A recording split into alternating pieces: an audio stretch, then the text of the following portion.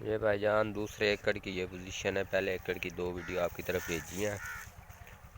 ये बेड है कूड़े और ये सफाई है। ये छोई इकट्ठी हुई पड़ी है और ये पोजीशन है बेड की।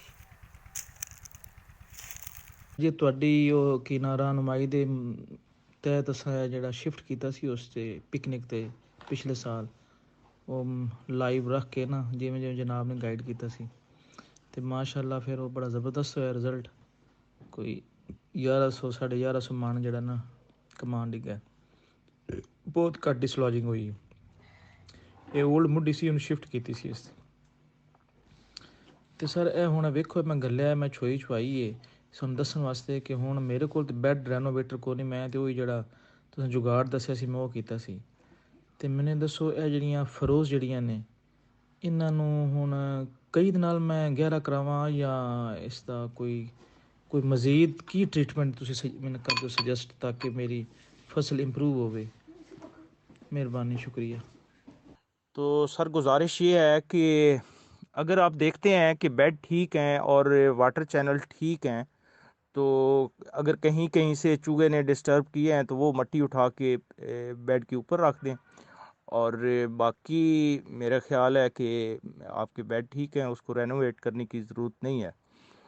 और अगर आप समझते हैं कि हमें इसको रेनोवेट करना पड़ेगा, तो इसके लिए गुजारिश ये है कि सबसे पहले तो जो वाटर चैनल के अंदर कमाद की वेस्टेज पड़ी है, इसको उठा के बेड के ऊपर रख दें।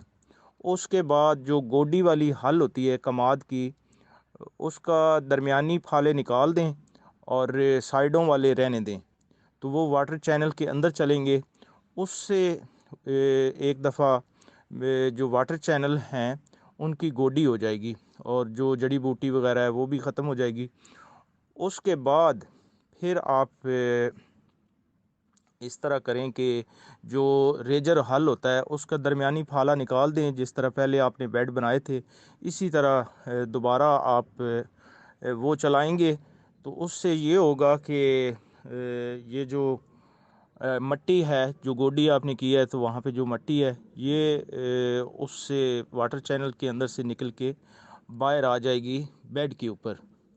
और उसके बाद फिर आप पानी लगा दें तो समझें कि ये आपका काम बेहतरीन हो जाएगा। बहुत शुक्रिया आपका।